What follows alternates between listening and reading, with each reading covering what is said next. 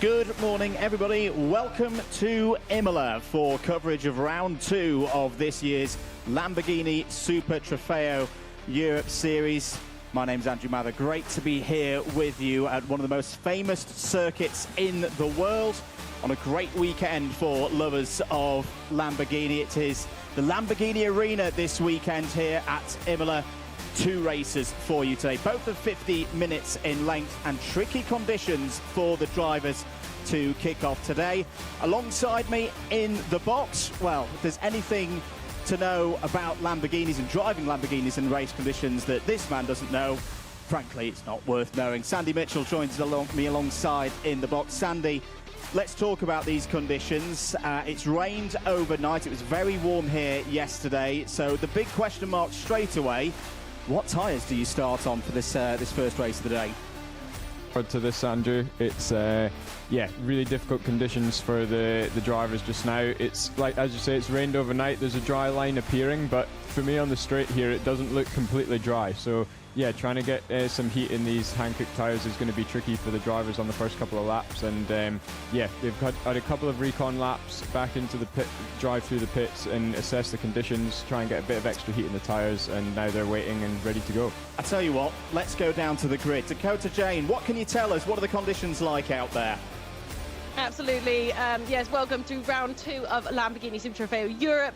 Conditions down here on the grid are a little bit indecisive. We had a few drops of rain a minute ago, but it seems to be dry. The floor on the grid is drying out, but it's still wet. So as you said, it's going to be really tough to decide what they're going to start on today. Let's go to have a speak with the pole sitter. This is 33, a Pro-Am in entry. So here is the driver.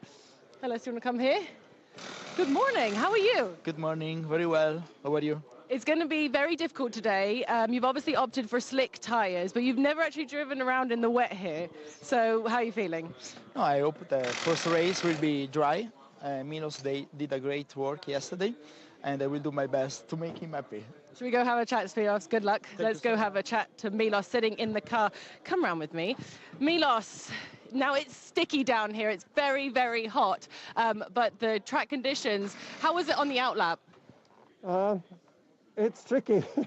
You have places which are quite dry and places which are completely wet, so it's going to be interesting and I guess fun. So let's see. Look, there's no better place to start than on pole, right? So you're going to have to make the best job of this. Are you looking forward to it? Very much looking forward to it. We're going to do our best and let's see what happens. Thank you very much. Good luck. That was Milos down here on pole position.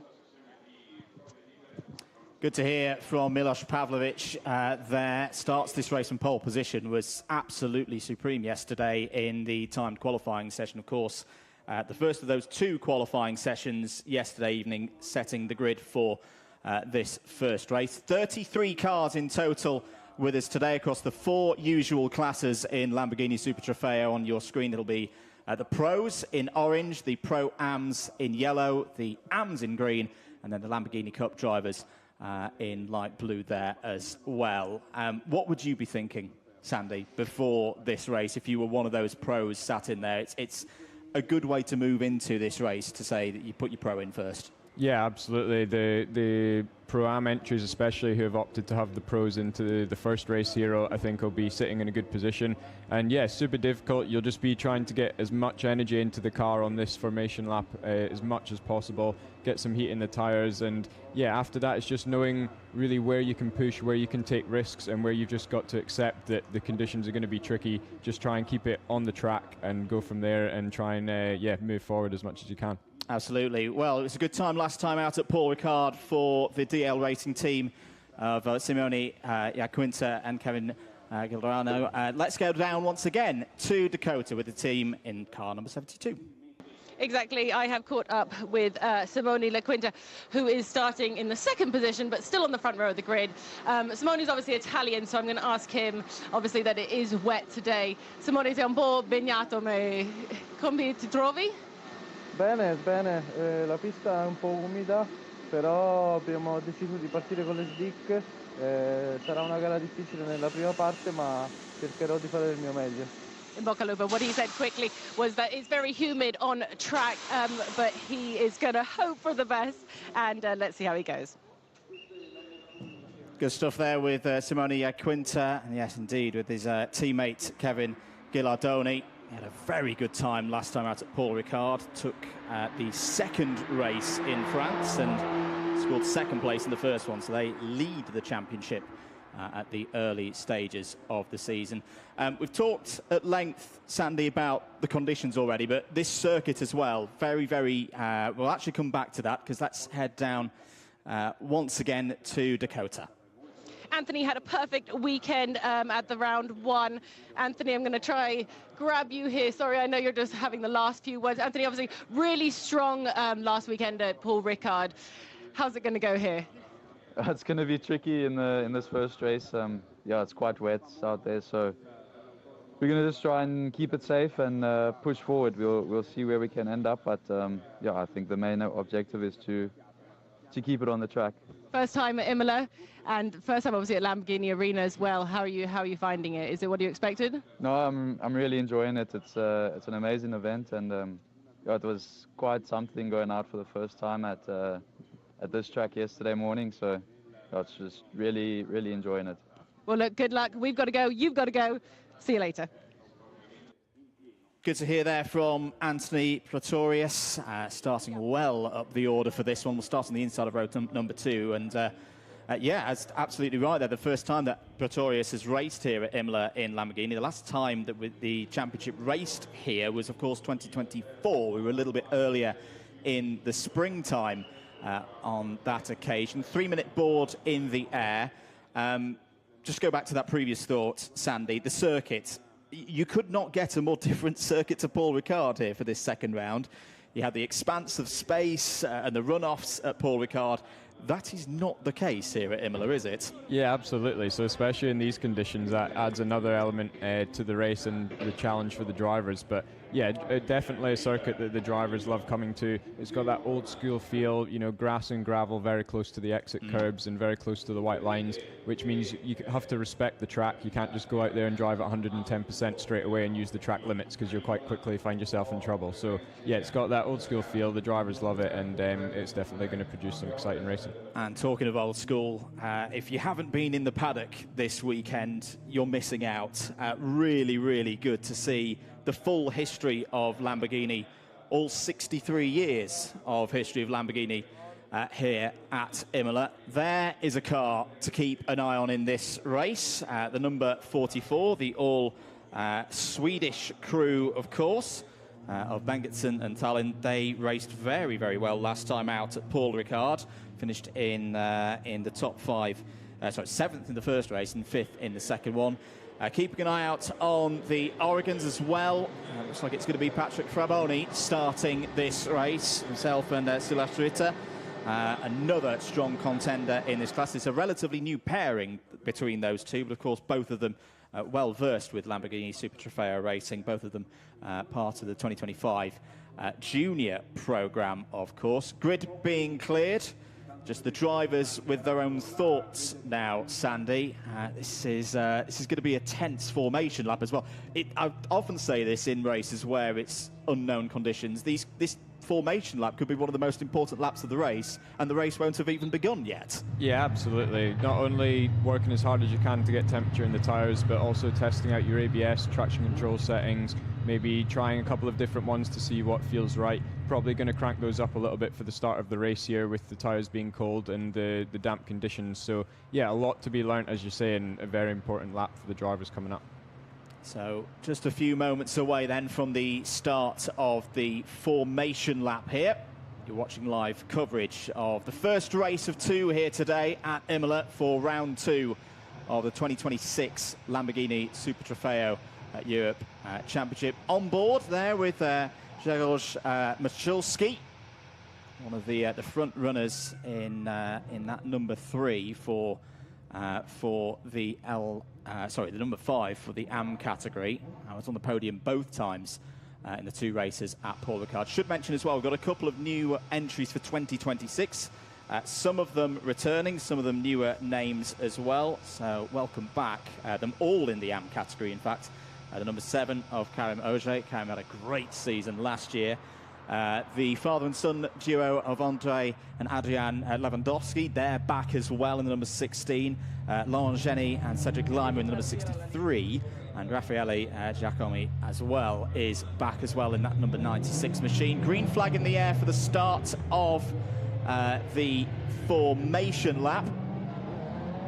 And as I say, this could be quite a key formation lap ahead of this 50-minute race. Bit of news as well to us here in the box. Subtle change with the mandatory pit stop now, because there could well be tyre changes going on in this race. There are the threat of thunderstorms throughout the course of the day here. We've been told that it is now 90 seconds, the minimum mandatory pit stop time for everybody out there, unless, of course, it is a single driver crew. Then it's the normal plus 3 seconds. So up from 60 to 90 for the double driver teams, and 63 to 93 for the single driver teams. Let's go through your grid then. So on the front row, it's the Pavlovich number 33 and Yaquinta number 72. Pretorius and Chicotto will start on row number 2. Bengerson and Knopp on row number 3. Spinkovic and Fraboni on row 4. Yetsi Spinkovic looking for his first finish of the year, of course, after a double DNF at Paul Ricard. Finley Green has got a teammate for today. Ewan Hankey joins in the number 9. And Bilieri in the number 32 completes the top 10. Grotta and Barabi in the 6th row of the grid, or on the 6th row of the grid, the number 11 and 12 positions there. The double Lewandowski crew with, in fact, the other father and son team on row 7. The Prusivalios start 13th and 14th. Henry Tuamala could be coming through the pack in the early stages of this one, starting on row 8 alongside, as I say, the returning Raffaele Giannone in the number 96. Miguel Cristofao, that number 66 is a car we need to keep an eye on, because of course Paul Levey will be taking that car over, and Paul's been very quick so far this week. Peter Matic joins on row number 9. Baptista and Alberto Baptista, and the Knoll number 46 will start on row number 10, running down into the last third of the grid. It's the 2 DC Motorsport teams, Nia Ostergaard and Ulrich Larsen, starting on row 11. Umar Basalama and Laurent Geny go from row number 12 for the start of this race. It's the GT3 Poland, Holger Hansen and Karim Auger, number 7, that start on row 13. Nicholas Pugiati had problems in time qualifying yesterday, so keep an eye on that number 15 Rexel Viorba Corsica, very out of position, starting on row 14 alongside Claude-Yves Gosselin. For row 14 there. Completed the top 30, Tang and Terzo, a pair of DL Racing entries there on row 15, Bortolato and Bocholski on row 16, and then the CMR number 27 of Stefan Lemeray and Guillaume there did not, Rodrigue Guillaume did not compete in timed qualifying yesterday, hence that number 27 car is due to start from the back of the field. 33 strong field under orders then. The pace car pulls into the pits. We are about ready then for the first race of the day. 50 minutes on the clock here at Imola for the start of round 2 of this year's Lamborghini Super Trofeo Europe Championship. Waiting for the lights to go out, and then it'll be over to Milos Pavlovic to start that run down towards Tamburello. It's a long, long run here in this modern format of Imola. The revs rise, we're away and racing. Green then for the start of 50 minutes, the first time here today at Imola. And the big question, how much grip is there going to be down there into Tamburello? Understandably, Sandy Mitchell, quite a few of the drivers, in fact all of the drivers, very sensibly, tentatively running into the first proper corner. Yeah, tiptoeing through there, bit of side-by-side action already. This looks like slightly drier part of the circuit. I would say down into Acqua Minerale looks very wet, so yeah, we'll have to see how the drivers negotiate that later in the lap. Through the Villeneuve chicane then for the first time. Jonathan Chicotto already on the attack there, looking for a way past Anthony Pretorius for third place through Tozer. Looks pretty greasy through the Tozer hairpin as well. Uphill now. This is going to be a very tricky part of the course to come over the hill and into the Piruetella. And downhill again towards Acqua Minerale. Good to see that well, the start is under investigation. We'll keep you up to date with what's happening there. Cecotto has another little look down the inside of Pretorius. Good start for Patrick Fraboni in that number 36, the first of the green, yellow and pink Oregon cars. Patrick Fraboni had some troubles last time out at Paul Ricard, but in the early stages here at Imola, looks to be on the attack. Yeah, it's a nice clean start from everyone. You can see Cecotto there looking pretty racy on the first lap. He's obviously got a lot of experience in these cars, someone I actually raced against in the World Final back in 2019. So, yeah, you'll be looking to move forward and see what he can do for the rest of the race. This is going to be really, really testing for the drivers down into the two Rivazzas. I think that was a little moment running wide there for another of the Oregons, but look at the lead that Milos Pavlovic has got at the end of the first lap. It was Joseph Knopp in the number 61 having that wide moment through Rivazza. Pavlovic leads then from Quinta. Pretorius has held on to third. Cecotto, after that bright start, now looks like he's going to have to be putting in some defensive work to keep Patrick Fraboni behind. Joseph Knopp is up to 6th place. A good start as well for Axel Bengtson. I was impressed with Bengtson last time out at Paul Ricard, watching away from the circuit. So keep an eye on that bright yellow number 44 machine. Jerzy Spinkovic running in 8th place. And then completing the top 10, Paolo Biglieri in the number 32. And a bright start as well for the number 6, Finley Green, for the Vincenzo Sospiri racing team. Of course, they won the championship last year, the VSR squad. That new lineup of Finley Green, who was on his own last time out at Paul Ricard, and Ewan Hankey joining. Keep an eye on that number 6. They could be coming through very nicely indeed. Cecotto starting to get back up to speed and move back towards the rear end of Pretorius' number 11. It's a good solid start here, Sandy, for this top 5. Yeah, absolutely. Milos showing his experience, being able to get the car up to temperature and looking pretty comfortable in these conditions. So he's opened out a nice lead of more than about 2.5 seconds already. So, yeah, he's got to try and get his head down. I think the driver's just settling into a nice groove, maybe figuring out where they're strong compared to the other guys. And then, yeah, go from there and see if they can start to make some overtakes. So it's still very humid out there, but not much wind across the circuit. So that's not going to be helping the drivers in terms of drying this circuit out. There's the view above the two Rivazzas. Just looking further down the order, just to note as well, we mentioned the number 15 at the start of this race, and Nicolas Pujatti, who had those problems in qualifying yesterday. Well, Pujatti's already up 13 places. Absolutely tremendous stuff there from the squad, the car that he's sharing for the Rexel Villorba Corsa team with Benny Strignano. Both of them ran very well last time out at Paul Ricard. On board now with Jonathan Cecotto, going down towards the Villeneuve chicane. What are you seeing? Oh, big, massive slide there for Cecotto. That is well held. Very, very well held there by Jonathan Cecotto. That was nearly, as you were mentioning earlier, Sandy, one of those gravel traps was suddenly looming very large for the Venezuelan. Yeah, absolutely. The ABS maybe helping him out a little bit there in his Huracan, but yeah, he's looked really on the edge. I think he had a similar moment on the previous lap as well, so he's definitely pushing. It'll be helping to try and get a bit of temperature into the tyres, but yeah, as this race settles in now, he needs to try and a little bit less mistakes and yeah, try and get back onto the bumper of the car in front.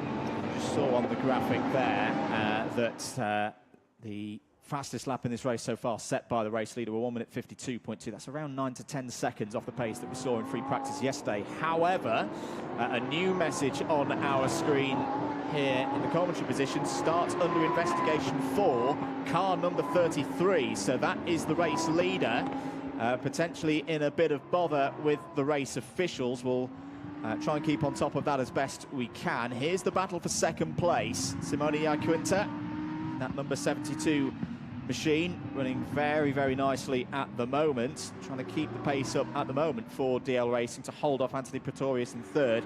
Team manager now requested to immediately report to race control. What do you think will be going on there, Sandy? Yeah, I was thinking from the broadcast here that the race lead in 33 did go a little bit early on the race start there, so yeah, it was maybe just borderline slightly too early, and normally when you see that on the screen that your team manager's got to report to race control, your heart starts to sink, because normally it goes in one direction, so and that's not normally a positive one for your team. So yeah, we'll see if anything comes of that, but it did look to me like a slightly early start from the beginning of the race. Yeah, it's not you're going to be going up there and picking up a birthday present or anything like that, so as I say, we'll keep on top of that.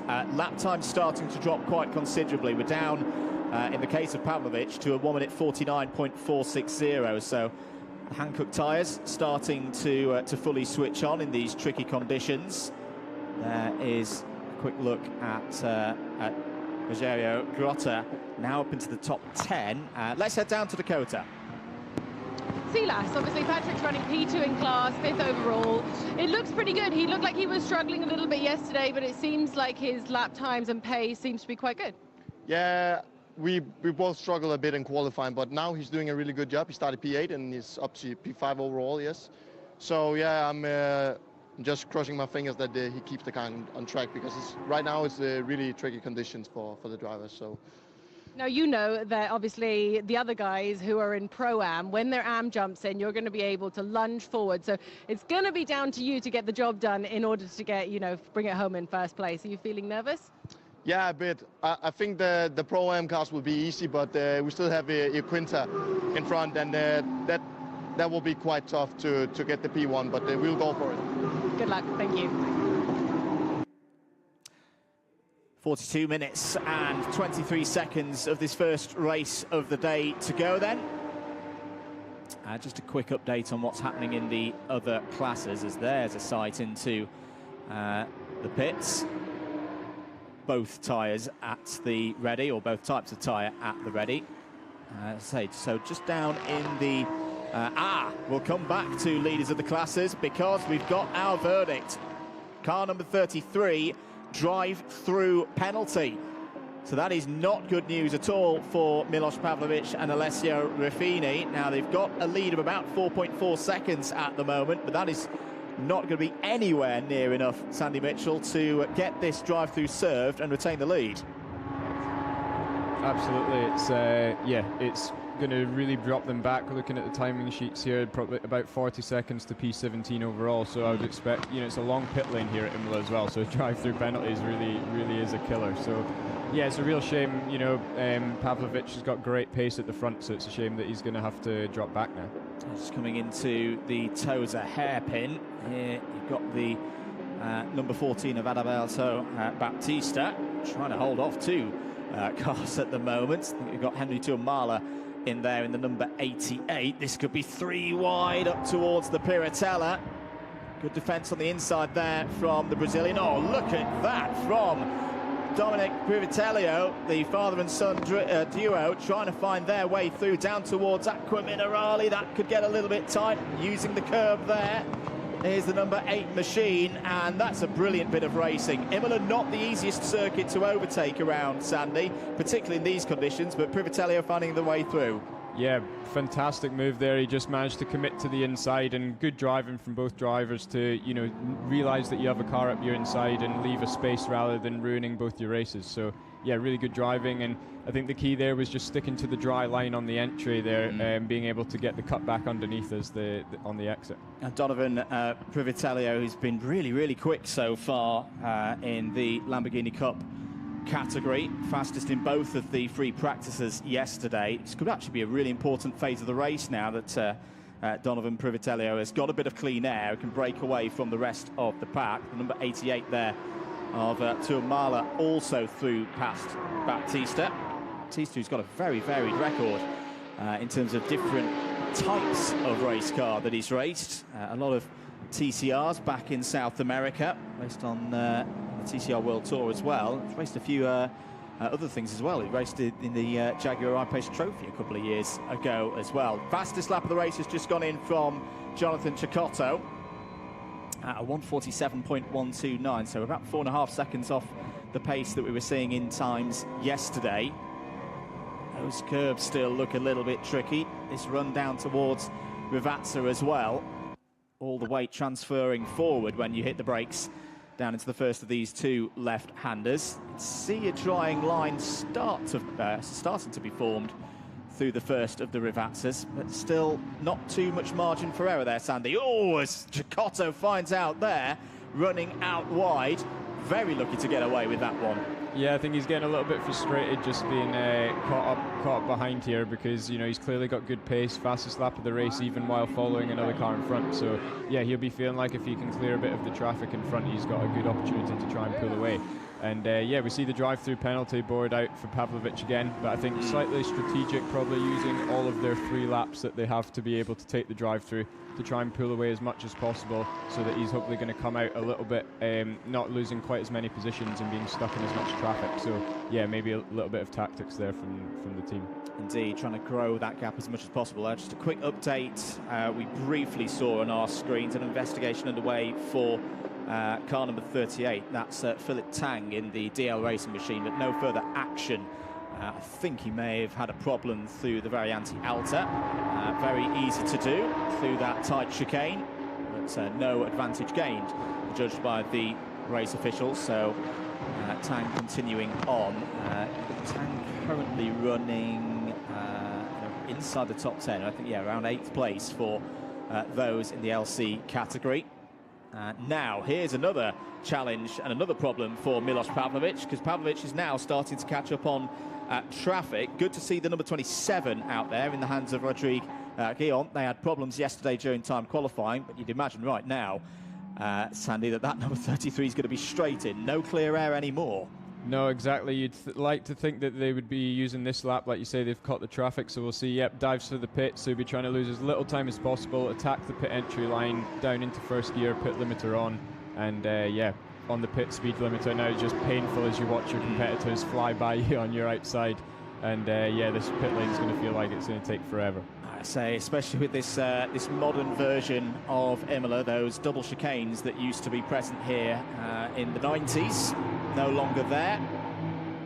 And this is going to be a moment where Milos Pavlovic, you can imagine, is going to be quite frustrated with how this first 15 minutes of the race has gone, because after the green flag, Pavlovic ran it pretty perfectly. He'd got that lead up to 4.6 seconds, trying to get the lead as big as possible for his teammate Alessio Ruffini, who is the AM in this lineup. Out goes Pavlovic. Where is the number 33 going to emerge? Well, nicely into a bit of clean air, and I think around 13th place. So that is always a challenge here for second place. Cecotto down the inside of Pretorius. Well, Cecotto has been looking for that opportunity since the very first lap of the race. Sandy, that was a nice move through the Piratella. Oh yeah, fantastic move. He just kept as close as to the car on the outside as possible to remain on that dry racing line going in there.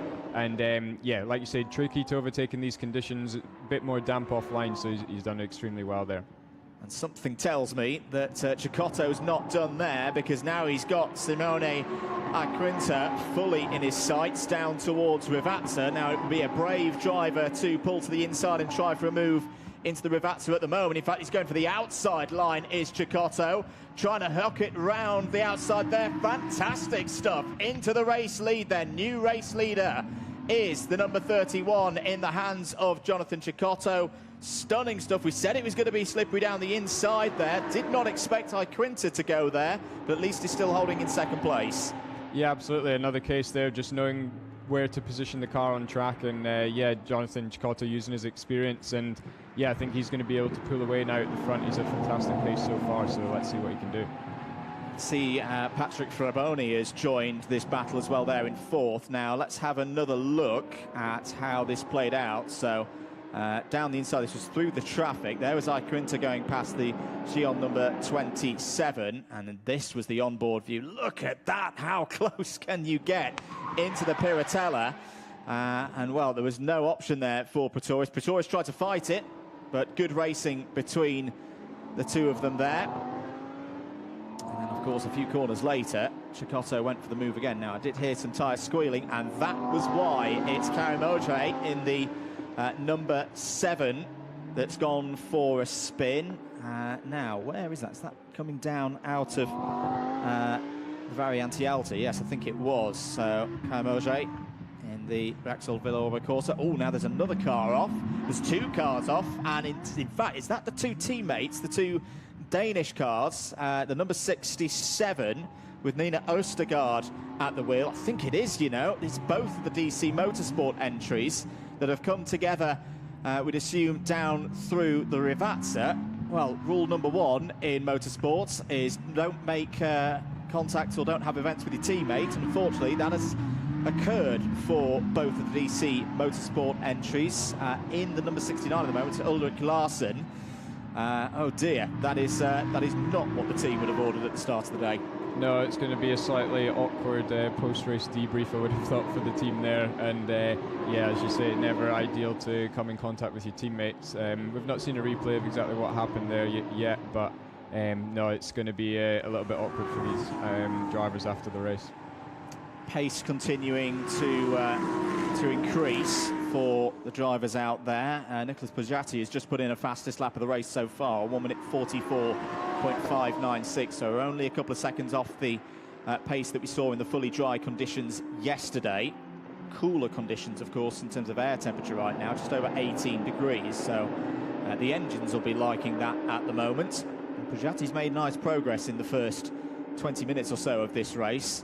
As I said earlier, had those problems in time qualifying yesterday and is now up into the top 10. And now the latest information on our screen, yeah, just to I think fully confirm that that has been a moment between the 2 DC Motorsport entries there. Incidents involving cars 67 and 69 now under investigation down at turn 18. Just for a bit of housekeeping as well, should note that number 69 has moved classes since Paul Ricard, so no Matthias Kroner in that car this week. And so that is now an AM entry. Bit of information, Sandy? Just from Dakota there. So a little bit of LC Cup action, position change for second place. Yeah, Peter Matic now up to second place in the Lamborghini Cup class. Making nice progress as well there. Peter Matic, who was second in the qualifying sessions within class yesterday. So I think he's had some trials at the start of this race. He's now striking back and pulling away from Adalberto Baptista. That was that group that we were talking about earlier. Here on your screens is the leading car in AM. Good to see the GT3 Poland team back in action. This is, of course, the father-son duo of Andrzej Lewandowski and Adrian Lewandowski. Good on the brakes there into Rivazza. Plenty of experience for Andrzej Lewandowski, former Lamborghini Super Trofeo Europe and World Final champion in the Pro-Am categories.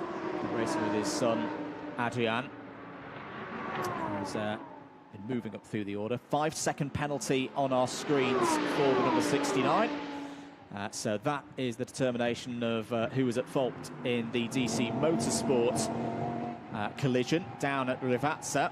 So not the news that Ulrik Larsen would have wanted, but that is going to be something that they'll deal with now for the next phase of this race. Not too long to go before the pit window opens, Sandy. Sandy, what do you think the teams will be thinking about in terms of strategy at this stage of the race? Yeah, for sure the Pro-Am teams are going to go as long as possible here in the first stint, so I would think Jonathan Cicotto here, race leader, will be trying to go deep into the window and extend the lead as much as possible. You know, some of the teams might have started a little bit higher with the tyre pressures to try and get the tyres to come up to temperature for the start of the race, so they might be wanting to bleed those down a bit earlier into the window as well. So yeah, it'll be interesting to see what happens here with the pit stop window just about to open. A really good point from Dakota that's just been fed to us here in the box. Now, of course, the track's nice and warm now. The drivers have been running around for 20 minutes out there, but apart from Milos Pavlovic coming in for the drive-through penalty, no cars have been through the pit lane in the last, what, half an hour since they went to the grids. That is still wet down there in places. That's going to be something for drivers changing over to think about as well when they go back out on track. Yeah, absolutely. I saw Milos doing his drive-through penalty. He was kind of staying as far to the right as he could get away with to try and avoid those puddles. So I'm sure a lot of the drivers will be doing the same thing. And yeah, that's going to cool the tyres down. Another challenge for the drivers leaving the pits who haven't driven in these conditions yet. So yeah, hopefully the drivers that are in the car now might be able to feed back some information of any corners that are particularly difficult, and that can be relayed to their teammates by their teams. Pit window is open, and so the busy work of the teams and the drivers begins. Of course, a longer than normal mandatory pit stop time today, just to take into consideration if teams are going to take the option of changing tyres. I don't think they will, really, as there's no major threat of rain in the air right now. That's not a curse of the commentator there. There is a change. Lavey getting in, and got to say, a very impressive record already in Lamborghini Super Trofeo for this driver. But Lavey has looked absolutely rapid in free practice so far this weekend. Yeah, it's a pole sitter for race 2 later on today, so not a surprise to see them coming into the pits as soon as possible to get Lavey into the car. And yeah, he'll be looking to make progress. Obviously, a lot of the cars in Pro-Am started the Pro driver, so they're on the opposite strategy. So he'll be trying to chase down the AM teammates of those drivers, and yeah, he'll be looking to make progress in the second half of the race here. In has come the number 46 Michanek Motorsport car, which was running in and around the top 20. So Jakob Knoll will be handing that car over to Renaud Coupens. There is your race leader, Jonathan Cecotto, as you correctly predicted there, Sandy, is running this stint as long as possible, and it looks like Simone Iaquinto is going to be doing likewise. But this is going to be tricky for them, Sandy, because unlike Paul Ricard, with its big, long, wide and fully dry straights, there's now going to be traffic involved for the race leader, who's not going to be making as much progress as perhaps he would have liked. No, exactly. So still 7 minutes remaining here with the pit window. So I would think he'll just try and negotiate this traffic as quickly as possible and hopefully get into some more clean air, and that way be able to still, extend the lead out there at the front. So yeah, just adds another challenge for Jonathan Cecotto here. So yeah, trying to go through the traffic cleanly, because they're in their own race as well, battling for position in LC Cup and AM here. So yeah, not an easy thing for them to do. Umar Basalama there in the car directly ahead of the race leader, or was, because through goes Cecotto to take a little bit of track position. 26 minutes and 40 seconds remaining, so still plenty of time for everybody to get in and get that mandatory stop done. Now, what often comes with visits to the pit lane? Well, problems with that speed limiter, and there have been a few calls to the stewards in terms of speeding in pit lane so far this weekend, and the latest one is going to be the number 27 and the 66. So the 66, in fact, yeah, that's the Christophe Lavey car, isn't it? So that's not good news. And then the Stéphane Lemeray and Rodrigue Rion car are both under investigation for potential speeding in the pit lane, which normally is a pretty cut and dry thing, isn't it, Sandy? Yeah, absolutely. You'd like to think it's hopefully just where the drivers have maybe come into the box and into the pit lane there, and it's a little bit more damp than usual on the pit entry, so their braking reference that they would have used in practice and probably got honed down is now changed, and that might have just caught some of the drivers out here. Indeed. So first half of this race gone. Here is your race leader, Jonathan Cecotto leads at the moment, bearing in mind we are in the middle of the pit window, so the order is slightly jumbled up in terms of pure pace in this race. There is a quick look at the number 5 of Machulski. Now, Jagos will be staying at the wheel, so we'll be serving one of those slightly longer mandatory pit stops. And particularly on a day like today, that 3-second difference between a 2-driver team and a 1-driver team is quite pertinent, because Machulski will go out and at least have full reference of how the track is driving at the moment. There is the number 72 in, so Iaquinto out of the car, Gilardoni into it. Kevin Gilardoni will get on his way, and Kevin might quite like these conditions, given his very widespread record in different motorsport discipline, including, of course, the cliche of talking about his rally days, when he was used to low grip conditions. Ciladoni back out on circuit. Double yellow flags being waved at turn 13. We'll try and get on top of what that is all about. There is the Adalberto Baptista, number 14, with Baptista at the wheel, of course. Good solid driving from Baptista so far in this race. We've been seeing the Brazilian involved in a lot of battles so far across the course of this race. Just having a little chat with the team. Took a win last year in class at Paul Ricard, on his way to finishing in the top 5 in the Lamborghini Cup class. Of course, still in that class for this year. Back with the race leader. These are good laps at the moment from Jonathan Cecotto. Solidly in the low 1 minute 44s. That's one of the Michelet cars off. Is that the number 11 that was running previously up in the top 3? I think it is. Anthony Pretorius marked as still at the wheel, but I do think that car has been in for its pit stop. That's a really tricky spot to recover from. This is just coming over the hill, out of Acqua Minerale and towards the Variante Alta. Understandably, the number 11 taking its time there, and in comes Cecotto. Now, I wonder, is that in reaction to, could that need a safety car to recover the number 11 safely? It'll at least need double waved yellows in that region of the circuit, but that could be quite a shrewd play from Jonathan Cecotto, not going for another lap, but getting the car in when things are still green and the pit lane is still open, of course, Andy. Yeah, like you say, probably in reaction to the car being stranded there, so change of driver here. They've got plenty of time today with the extra 30 seconds being added, so they can take their time, make sure they get the belts in okay, make sure you're comfortable for the second stint here, and then it'll be eyes on the timer. Normally they have a race logic timer in the car which can release the driver, and then it gives you a kind of plus and minus of how much over or under the minimum pit stop time you're going to be at the end of the pits there. So yeah, you want to put full trust in that timer and try and cross the line as close to 0 as you can so that you don't lose any time in the pits here. Good news, track is clear, so great work by the drivers in the number 11, and also great work by the marshals, of course, to warn everybody. Not too happy there in the number 90 machine. That was Holger Harmsen, clearly quite agitated with something that's been going on out there.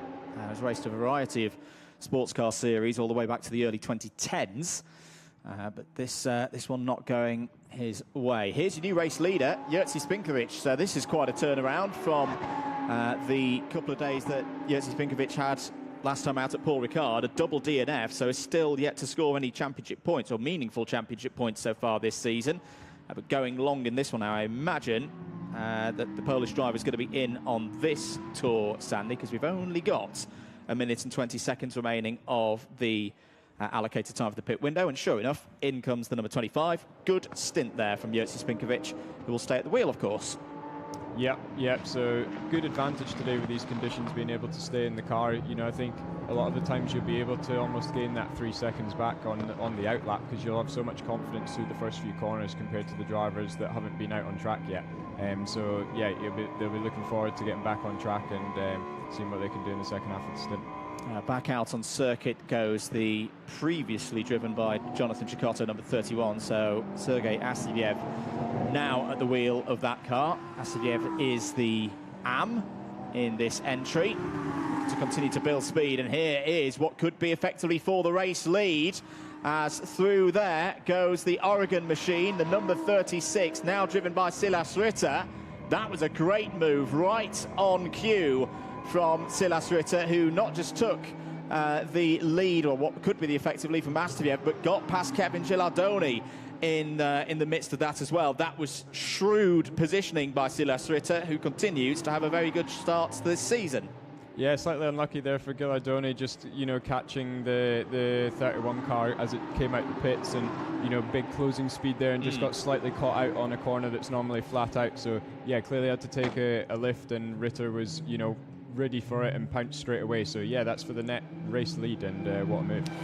Indeed. So not showing as the leaders at the moment. That's just because your top three are working their way through their mandatory pit stops at the moment, with the longer pit stops to take into account the conditions and potential need for tyre changes.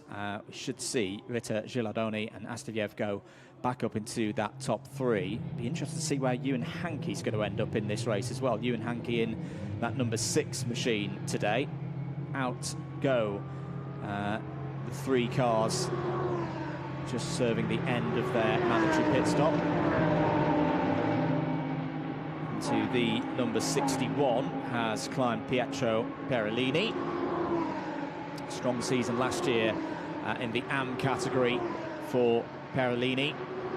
Great result, of course, at the World Finals. Now stepping up into the Pro-Am entry. Oh, it's off there is the number 22. This was being piloted by Nathaniel Bereby. It's now Hugo Giraud at the wheel, and that is beached, Sandy. That is down, I think, at Acqua Minerale, because we've got double yellow flags out at turn 12. That is very likely to trigger a safety car now. That's going to need a recovery vehicle of some sorts. That's not going to drive out of that on its own, and this could completely change the race. Yeah, absolutely. The top 2 here, you know, are in the lead by about 10 seconds, so they're now going to have a lot more pressure behind. And yeah, as you say, it looks like the wheels have just spun up in the gravel there, and that car is going nowhere for now. So yeah, big change coming up. I'm sure this is going to go to a safety car any minute now. Back with those running towards the front of the field. Multiple Oregon cars involved here, with Ewan Hankey in the number 6 and Astafjev in the number 31.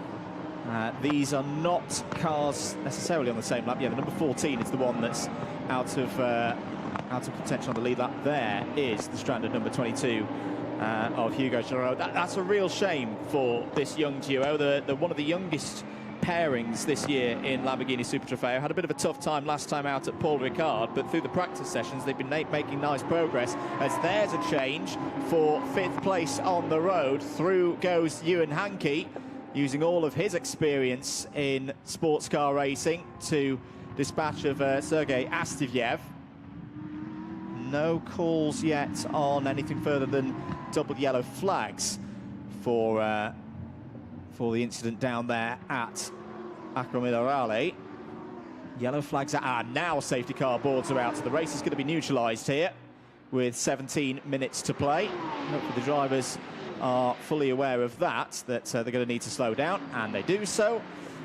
So Silas Ritter will see the 2-second advantage that he had over Kevin Gilardoni reduced to nothing.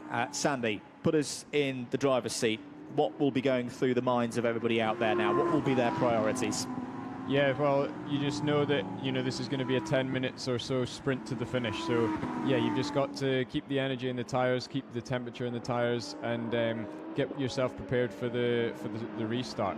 Obviously, some of the car drivers will be a little bit out of position, looking at Moretti and Levey here a little bit further down the order in the Pro-Am cars. So, you know, great chance for them now to make some overtakes in the last part of the race here. Absolutely. So, whilst the action on track is paused, now's a good time to go down to the Dakota Jane. Absolutely. We finished now the pit stops. Anthony, obviously we saw that you were spun around. What happened there?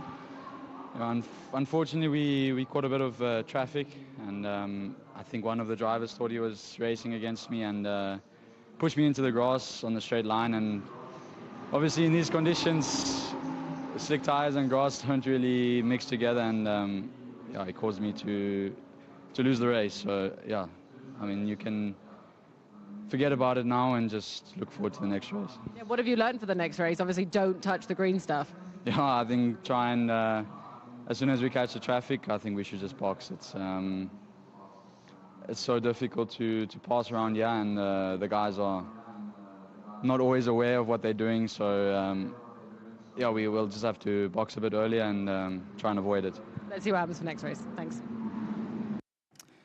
Thanks to Anthony Pretorius down there. So it was Pretorius, apologies, who was at the wheel. This is a little look at a good run through the Variante Alta. But Branislav Fonek now at the wheel of that car, but unfortunately down in 28th place overall. It's not going to be a repeat of the class win, or at least in this race, the double class win that the Michelin Motorsport number 11 had last time out at Paul Ricard. So that could shake things up in the standings within Pro-Am. Safety car out.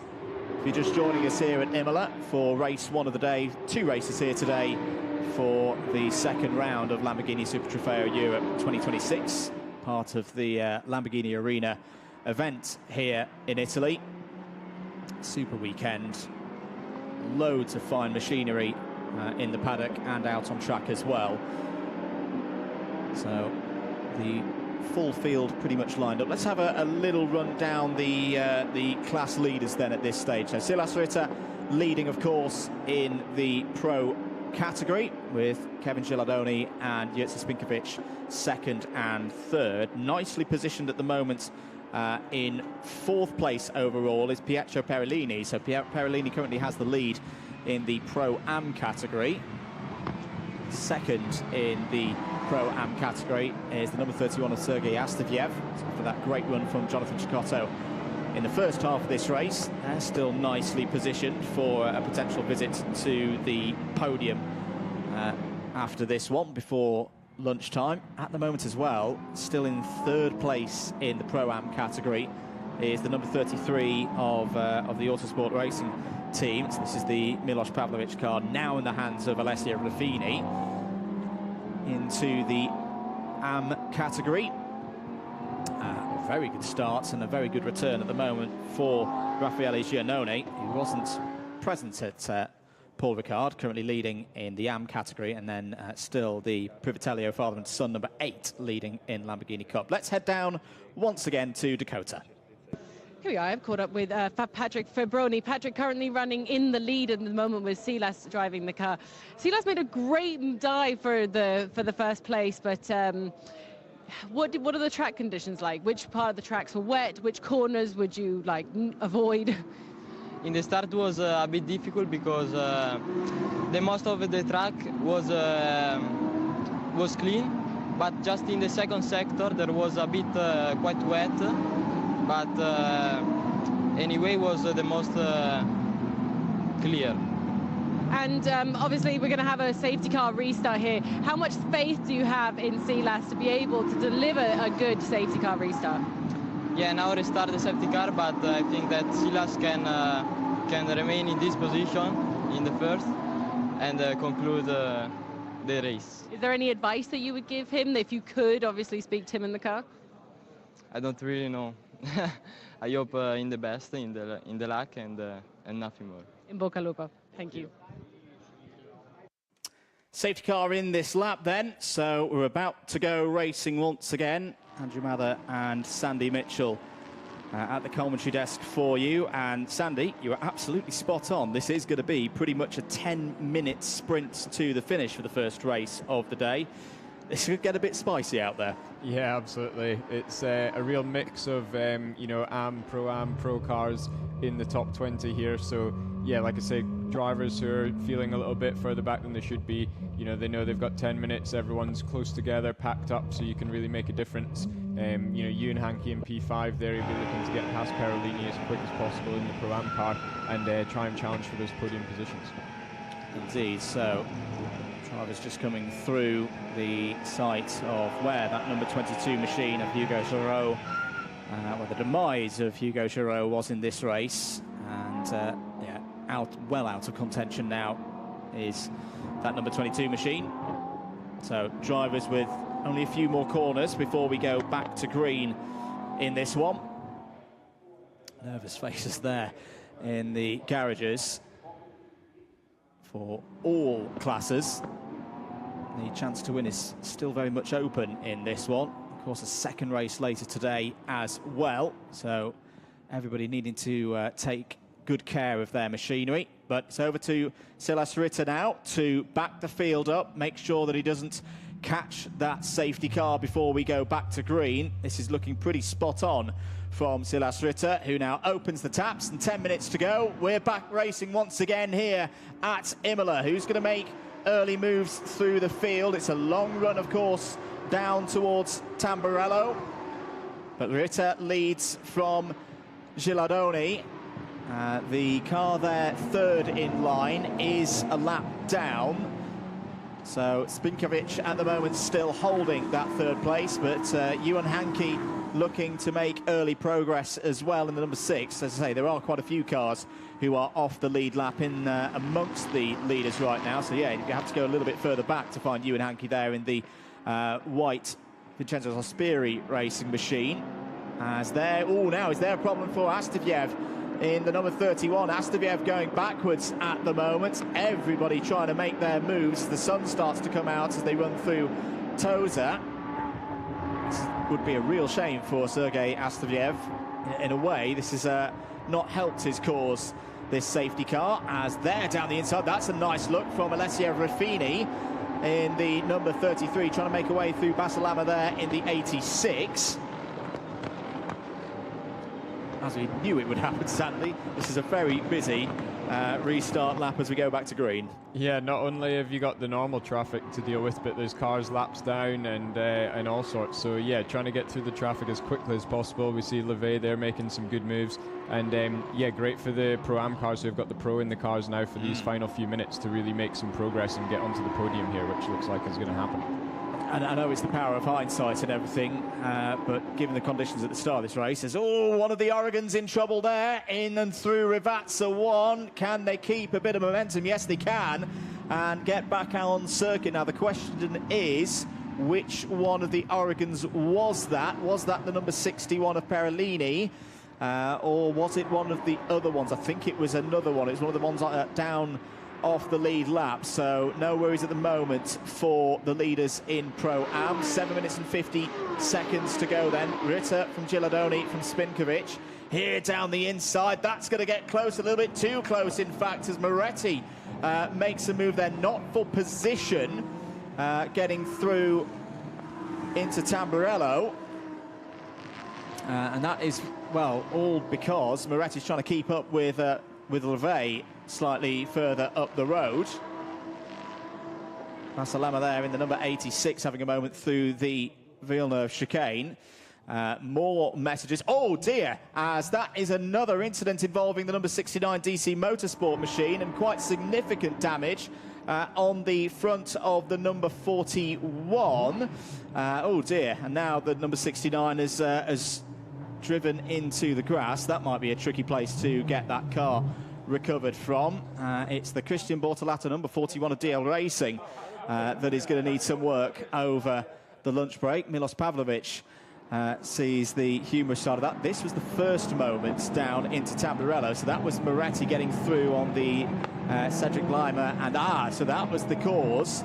Now is the number 41, oh yes, head-on impact, actually with the number 67. So it was the other DC Motorsport entry that caused the damage, and then the teammate car, the number 69, span in avoidance. Not a good race for the DC Motorsport duo. That is good to see. Christian Bortolato out of the car, has raced this championship the last couple of years, but is not going to be too happy at the moment, and there's going to be a lot of work certainly to get that car ready for race 2. Oh yeah, especially with both races on the same day here. A lot of, as you say, a lot of work for the team now. So yeah, real shame. Just looked like the 67 car was completely unsighted. Often the case there when there's so many cars close together, and you know the car in front of you just jinks out at the last second as they've spotted a stationary car, and there's just nowhere for you to go. So yeah, real shame to have the accident so close to the end of the race and put these cars out of the race. So yeah, we'll see if we can go back green racing here. Only 5 minutes left, so might get one last lap at the end. But yeah, the guys will be preparing, getting ready for it just in case, and yeah, see if we can clear these cars off the track in time. Yeah, very experienced marshalling crew, of course, here at Imola. It was Peder Demant Muller in the number 67, and I think that car is either stopped out there on circuit or crawling its way back to pit lane. So rinse and repeat then for Silas Ritter at the front of the field behind the safety car. Let's once again head down to Dakota. Very, very, very quickly. I have caught. It's always horrible to see a crash on track, but actually, you're the only one who's with a smile on their face. Could be because you've got a safety car now. Dad's doing a really great job keeping Petter at bay behind you, because he is within passing ability of you. So, safety car. Do you think there's going to be one more lap, or do you think it's going to finish like this? I hope. I don't know, because I don't know the future, but I hope it will finish like that, at least for the points. So yeah, I think maybe it will be hard if the safety car restart to keep Petar behind, because he's doing fast today. So I can just hope to finish like this. Let's talk about your race, because you had a spectacular race, some really good showing on track. How was that for you? I was just enjoying. At the beginning it was a bit tough, because I was a bit scared because of the condition. And when I started to feel the track in the car, I started to enjoy the race and push. So I'm happy. Good luck. Let's see what your old man can do. I'm sure it's going to be great. Thank you. Donovan Privitello there. And indeed, Father Luciano currently leading this race with the time ticking on by. But if we do go back to green, the number 8 of the Privitellios and then the number 3 of Peter Matic could well be line of stern. They're line of stern in terms of positions, but again, it's all to do with whether there is any other cars. Now the number 6 of Ewan Hankey has stopped. Now we saw the VSR Pro entry falling down the order. There was a question as to why. Well, that's the reason why. Some form of technical problem, I'd assume, and it just loses all momentum there, Sandy Mitchell. That is a real shame for the team of Ewan Hankey and Finley Green. They've been running a great race up to this point. We're looking good for at least the top 5 overall, but now we'll fall all the way down the order and not score good points. Yeah, real shame for them. Like you say, they were in a really good point scoring position, and potentially with the last few minutes here looking to try and get onto the podium. So yeah, real shame. Not often you see a Vincenzo Sospiri racing car pulling off to the side with the mechanical. So yeah, wonder what's happened there. And a penny for the thoughts of Ewan Hankey, who has joined this lineup for this weekend. Of course, very experienced driver when it comes to running Pro-Am entries or running with a driver who's, in his case, got a lot of experience, and then in the case of Finley Green looking to develop. I'm sure they've already learnt a lot across the course of the weekend so far, but more to be learnt across the course of the break as to what has happened there to the number 6. Flurry of drive-through penalties coming in on our screen, so many that it's now disappeared off our screen, but it's going to be converted to 40-second time penalties here, Sandy, for a list of cars that will bring you watching at home in a moment. That's going to be costly in a race like this, even if we do go back to green. Yeah, worst case scenario, really finishing under safety car or just about under safety car when you've got a penalty after the race like that, because you just basically go all the way to the back of the grid. So yeah, it looked like we had some cars under investigation earlier for speeding in the pit lane, and I think I recognized some of those numbers as those cars that were being investigated. I think one of those was the 66, which is in podium contention as well. So yeah, big effect on the race here just at the end. Indeed. So safety car is showing as being in this lap on our screens. I reckon we're going to get one more lap of green here, because we've still got a minute to go on the timer, and the field is already coming through the Variante Alta and down towards Rivazza. Only need 1 second on the timer to get another lap in, and Silas Ritter will have a 1-lap defence. He's backing the field up now into Rivazza. He will choose the point at which to light up the V10s and get us going again, and that's not good news for those drivers looking at holding on to a class podium position, particularly in the Cup category, the Lamborghini Cup category. Privitello and Matic, 20 seconds remaining on the clock.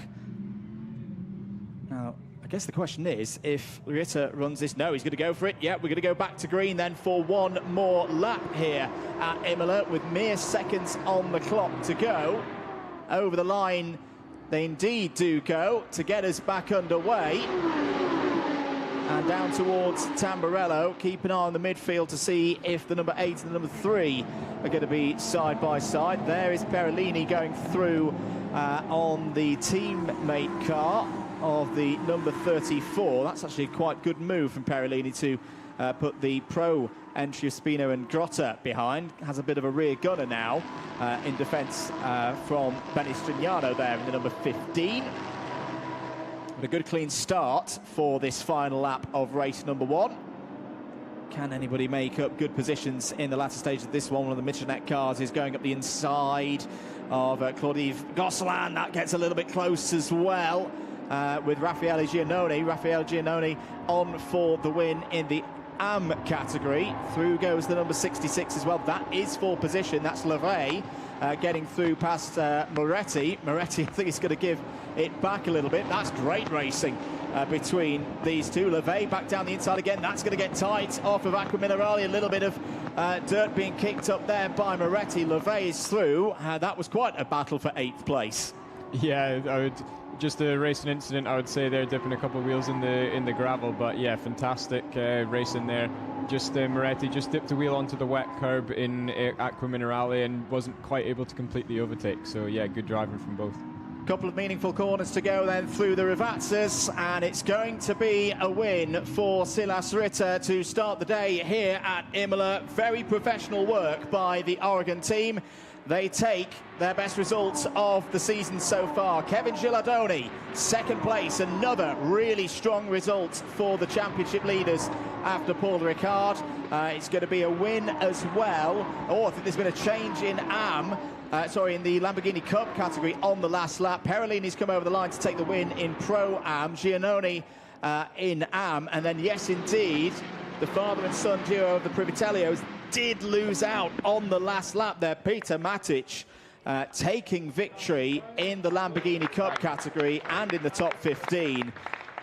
What an eventful race that was. What we come to expect, of course, Sandy Mitchell in Lamborghini Super Trofeo. Oh, now that's why the number 8 has not come over the line in the lead. It's not made it to the checkered flag. Luciano Privitello there, rear wing off. Quite a lot of damage on the left-hand side. Now, what has happened here? Is this down? Oh, my goodness me. That is a huge off down towards Rivazza. Not seen a car in that part of this part of Italy for a long time. I hope Luciano is okay there. I wonder if Luciano just lost that on a damp patch coming over the crest of the hill. Yeah, it looked like a strange place to go off, really. You don't see too many cars there. I didn't see another car alongside or anything like that. So, yeah, it'd be interesting to see that again, whether it's a damp patch or an issue that they've had with the car or brakes or something like that. But, yeah, it's a horrible way for them to end the race. They're still showing up on the timing screen as P2 because it looks like all the cars below them were a lap down. Indeed. So hopefully that adds a bit of a silver lining to a difficult finish to the race for them. And, you know, like we said earlier, hopefully they can get out for race 2 as well with quite a short turnaround today. Yeah, I hope the chassis is okay there, because that was a hard hit into the wall. Now we're just trying to keep track of these 40-second penalties that are coming in. This is all for speeding in the pit lane during the mandatory pit stop window. The number 14 of Adalberto Battista has received one. Unfortunately, Battista was already outside of the podium position, so that's not going to change anything. The number 27 has had one as well. That's the Lemeray and Gillon CMR machine. That won't change things in terms of podium positions in AM. They still keep coming in. The number 44 of Mons Tallinn and Axel Bengtsson has had one. That again is a car outside of the podium positions. The 66 is the latest one. That's the Paul Levey car that is going to be dropping down the order potentially in the latter stages of this race. Number 8 pit stop. Oh, Privitello, just to make things even worse now for the Privitello squad. They're under investigation. We'll keep up to date with all of those. We'll bring you more of the news as we get to race number 2, perhaps, because there in Parc Ferme, Silas Ritter and Patrick Flavoni, your race 1 winners, and a really good turnaround for this pair Sandy. They had good single lap pace at Paul Ricard, but were perhaps a little bit disappointed when it came to the race pace last time out a month ago. That is a properly good performance in really tricky conditions. Yeah, absolutely. Really professional race from both drivers, and that move that we saw getting past Gilardoni when they had the traffic exiting the pit lane, that ended up being the decisive move and the race-winning move there. So from Ritter, so fantastic overtake using the traffic to your advantage, which is often how you have to overtake around some tight and twisted circuits like Imola. And yeah, fantastic to see them on the top step, and Perolini also on the top step for Oregon in the Pro-Am class as well, so a really good race all round from Oregon. Absolutely. Let's head down to Dakota Jane. I believe she's with our winners. They tried to escape from me, but they can't. Congratulations, guys. Mega race. You know, Silas, when I spoke to you just before you got in the car, you weren't really very sure, but now I guess you are. Are you happy with that? Yeah, for sure. You don't know what to expect in these conditions, but Patrick, he did an amazing job.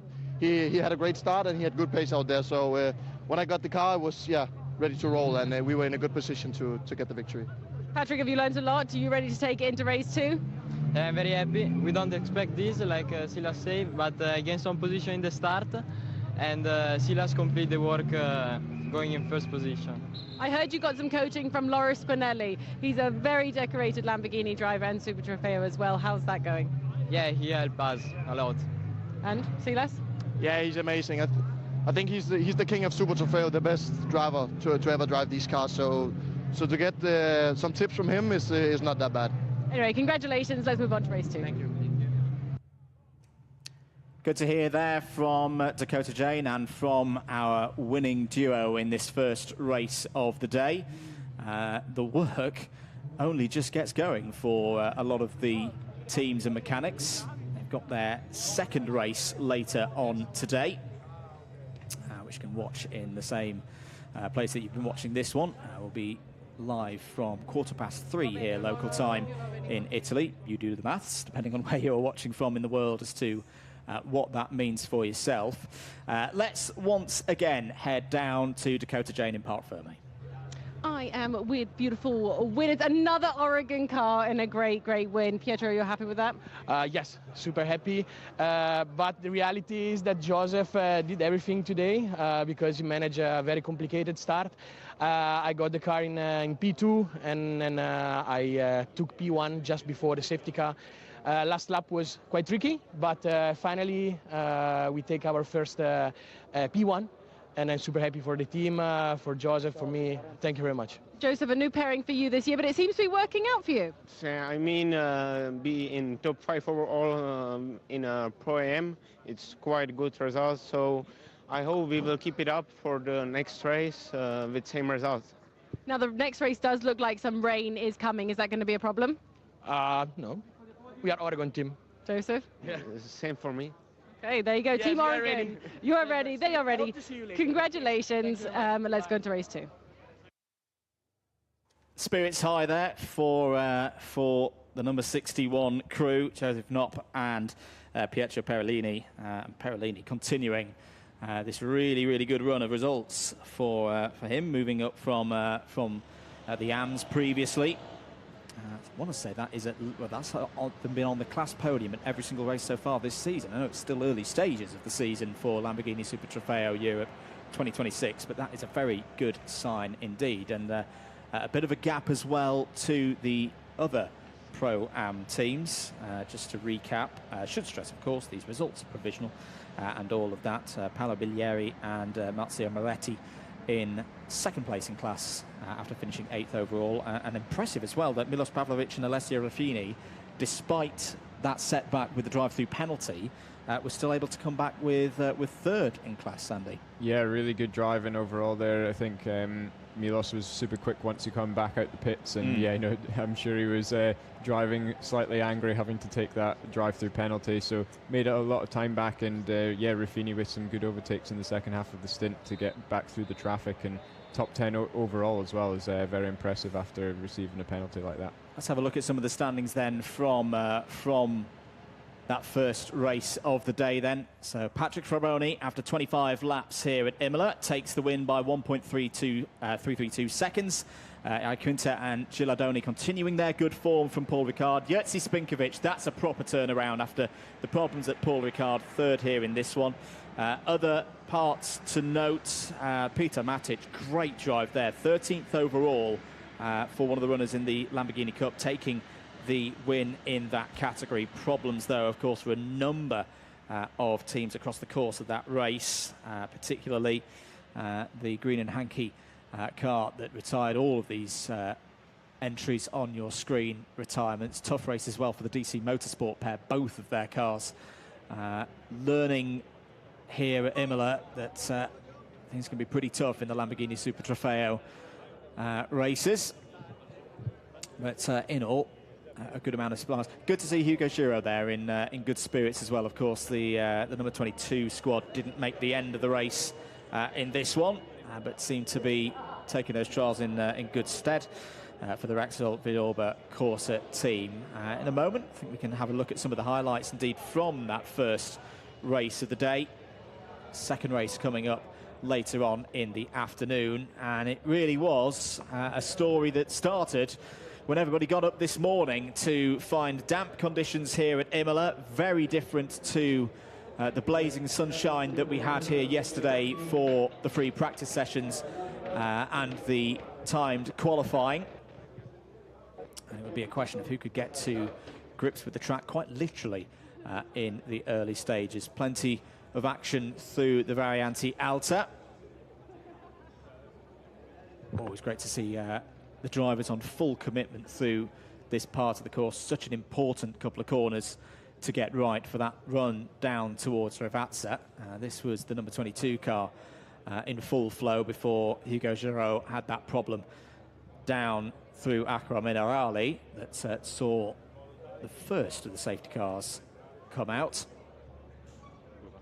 Vincenzo Sosbiri Racing team there with their number 66 car. Cristoval, who ran a really good opening stint and then handed over to Paul Leray for the second one. What were your big takeaways from that race, Sandy? It was definitely a busy one.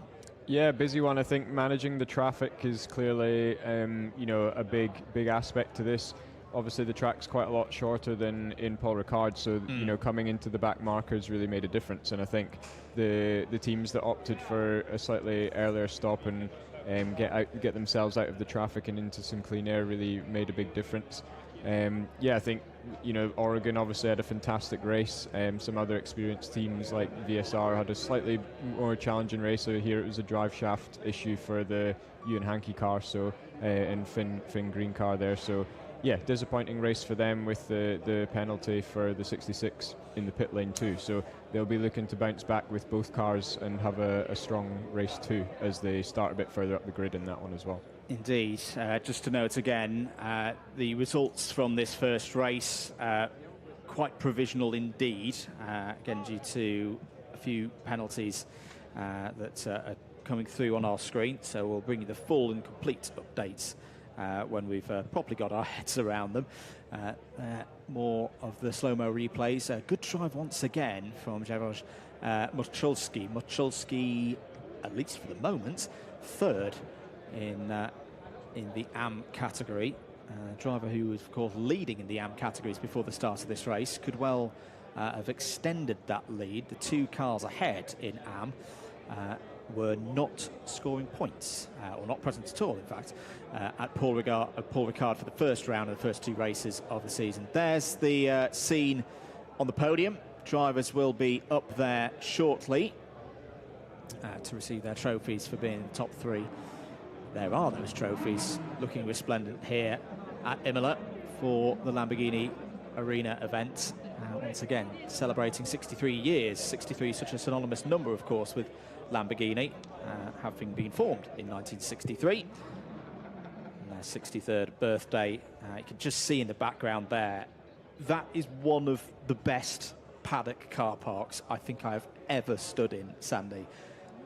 I don't think I've seen as many Lamborghini Miuras in one place in my life. It's absolutely spectacular. Yeah, it's incredible. It's 60 years this year, marking the release of the Lamborghini Miura. So I think fantastic to see that some owners and customers of Lamborghini have managed to get so many together here. And yeah, just walking around, it's pretty surreal. It's a car that you hardly ever see, and all of a sudden there's probably 15 to 20 all lined up there in the paddock. So yeah, what a special place to be here at Imola this weekend. Some amazing cars, amazing action, and really bringing the road car side of Lamborghini as well as the race Squadra Corsa side all together into one place. And yeah, just a fantastic weekend for all those in attendance. I'd say not just Miuras, you've got Countachs down there, Diablos, and then of course more of the more modern era. Gallardos and all the way up to the Temeraras being released, of course. That car will replace the Huracan next year in this championship. Race officials are going to be busy, I think. No long lunch break for them, Sandy. Further bits coming in, although actually no, saying that they're turning things around very quickly indeed. Just seen, for example, the moment between Gosselin and the number 4 and the number 96. I think this is the moment that we saw down at Tosa, between Gosselin and Raffaele Giannone. Well, that's one that is ticked off the list. There's no further action. It's very good news if you're Raffaele Giannone, because there was a class win riding potentially on that one for the driver with a racing career that goes a long way back indeed. If you can hear engines firing outside, there'll be a number of laps with the road car machinery heading out on circuit to entertain the folks here at Imola, as we wait for the podium ceremonies, of course, for our 4 classes here today. There's the sight of third place car in Parc Fermé for Jerzy Spinkovic. As we mentioned earlier, that's a big result for the Unique Racing team. They had a torrid time last time out at Paul Ricard. What does that do for a driver's spirits when you've had a tough weekend? It's racing, it's sport, you can't win every single weekend, but to come back in this manner, straight back onto the podium, that's a really good sign for Jerzy Spinkovic. Yeah, absolutely. It's definitely a big confidence boost, and really sort of ignites their championship fight again as they head into the rest of the season. And yeah, loads of points today, hopefully some more later on as well. And yeah, it's difficult when you have a tricky opening round. You feel like you're kind of on the back foot. You might have to take a few more risks than your opposition to try and gain those points back. But yeah, fantastic way for them to start. And in a way, doubly so for Spinkovic, because hopefully my memory serves me correctly, that Spinkovic had a crash here in 2024. So yeah, puts any ghosts to bed in terms of that memory from the last visit for Lamborghini Super Trofeo Europe to this part of the world.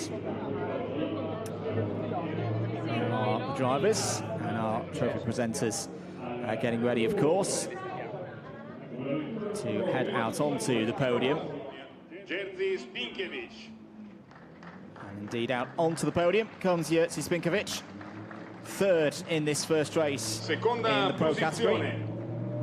Per Simone Iaquinta e Kevin Gilardoni. Simone Iaquinta and Kevin Gilardoni on the podium again then, as they were at Paul Ricard. This has been a very good start to their season. Patrick Fraboni e Silas Ritter. And there for the first time this season, Silas Ritter and Patrick Fraboni, 2 youngsters, get their first win of the year in the Lamborghini Super Trofeo Pro category.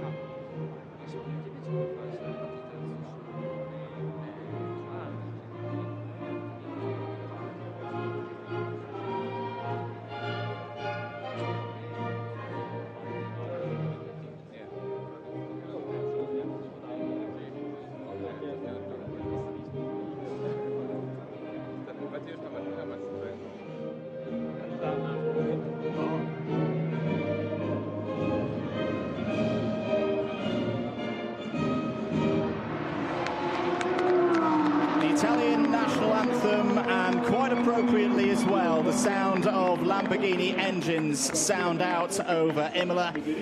A great start to the day for the Oregon team, taking this first of the two pro trophies. Federico Foschini there. Foschini presenting the trophy for third place to Jerzy Spinkovic. Trophies for second place to Quinta and Gilardoni. And then for the first time in 2026 in terms of Lamborghini Super Trofeo Europe, Silas Ritter and Patrick Fraboni on top for the ever-popular Oregon team, and properly get their championship underway now. Any spraying of champagne might be a little bit subdued in this one, mainly because they've still got a race to go, of course, Sandy. There's nothing worse than trying to do a full race in a somewhat sweet-smelling, champagne-covered race suit. Yeah, especially if you've only got one suit for your race weekend. It's not the nicest, so hopefully they're going to just spray forward here and yeah, not get your race suit covered in champagne. So I'm sure the drivers are kind of making a deal amongst themselves just now. They are indeed. More podiums to come, of course, for the Pro-Am category, the Am category and Lamborghini Cup, and there's a great example there. Silas Ritter happy on the podium, and likes of Iaquinta and Gilardoni making sure that they're not in the firing path of Silas Ritter there with the champagne. Here are some of the highlights then from the first race of the day. Uncertain conditions down towards turn one. It's quite a tentative run from the drivers. Jonathan Tricotto was on the scene, moving up through the order. Spin for Karim Auger, moved the number 7 down the order. Pit stop window came pretty quickly in the second half of the race. Quite a few dramas, both the DC Motorsport cars in trouble, and also Christian Bortolato in the 41. Here's how the points look in the pro category after 3 races. One more to go today, of course. 41 points apiece then for Gilardoni and Iaquinta. They extend their lead from last time out at Paul Ricard. Pugiati and Stignano up to second place. Fraboni and Ritter holding third place, of course, in the pro category. On the podium now, we've got our drivers in the Pro-Am category, and there, good sight to see.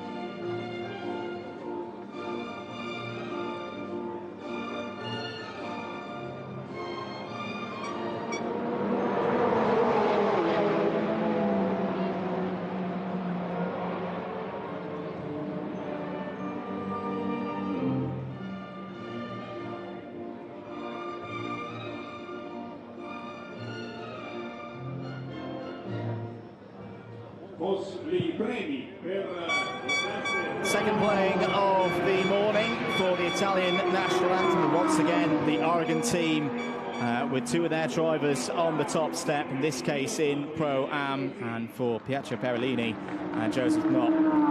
Their results trending upwards, of course, with their results high up the order last time out at Paul Ricard. This time on the top step. Very happy indeed. Trophies being handed out once again.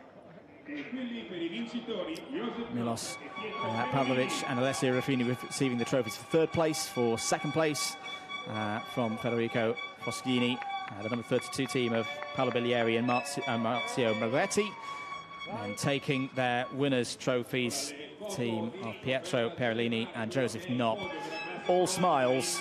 The big question now, though, will they be able to repeat the feat when we go to race 2 later on today? Spare a thought, though, for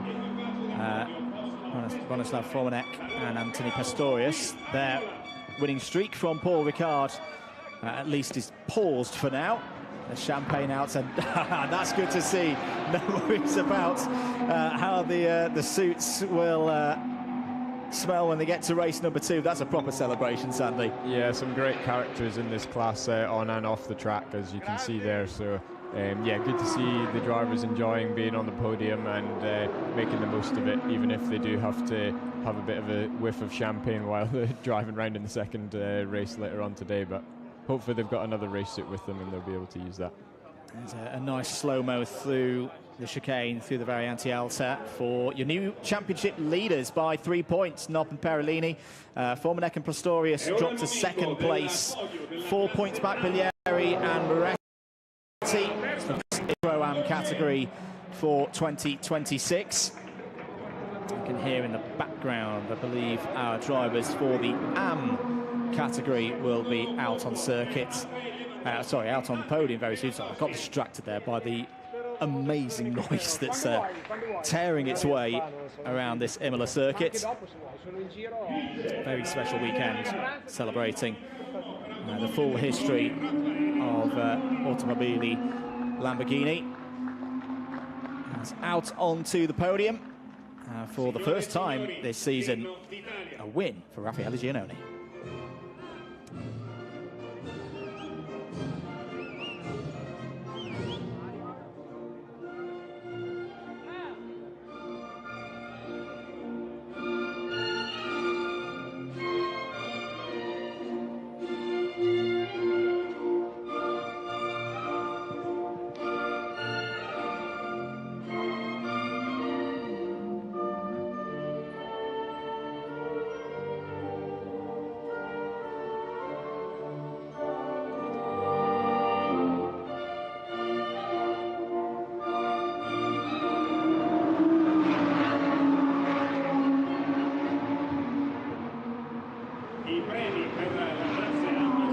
Il Canto degli Italiani plays out once again then in on this occasion for Raffaele Giannone. Third place trophy awarded by Andrea Reggiani, head of motorsport here for Squadra Corsa, to Karim Ogier. Actually, a really good recovery from Ogier, considering that we saw the number 7 spinning in the early stages of this race. Father and son duo of the Lewandowskis. Another great result for them, second place in this first race of the day. But what a return for Raffaele Giannone. He's raced in this category for, I think, over 10 years now. And a race winner once again in the AM category. All smiles once again, and why wouldn't you be smiling on the day like today? Warm conditions, great sounds once again around the circuit. But I think particularly Giannone finishing in the top 10 there, Sandy, that's a really impressive run considering how much happened in that race. Yeah, absolutely, especially for an AM driver in an AM class to finish top 10 overall. Like you say, tricky conditions, so really adapting well. And having one driver in these conditions can definitely help as well in the start of that second stint. So yeah, really impressive driving from Giannone there. How does that affect things in the points standings in AM as things develop within this category? Well, Giannone, well, of course, the first appearance for Raffaele Giannone in 2026. So it's still Mocholski leading from Knoll and Renault Coupens. Gillon and Lemeray third at the moment, and then as you see, fourth, fifth and sixth, those that did not compete at Ricard. One more podium to go, of course, which is the Lamborghini Cup effort, and some great drives in this one as well, Sandy. As you can see, unfortunately, some of the cars, you just see the number 67 being brought back to pit lane there. It was an attritional race for a number of drivers in the Lamborghini Cup competition. In Lamborghini Cup per Claude Gosselin. Secondo posto per Umar Abdullah Basalama. Changes, I think, going on here. So Claude Gosselin there in third place on the podium. Umar Basalama in second place. And that driver we fully expect to be on the top step, Peter Matic.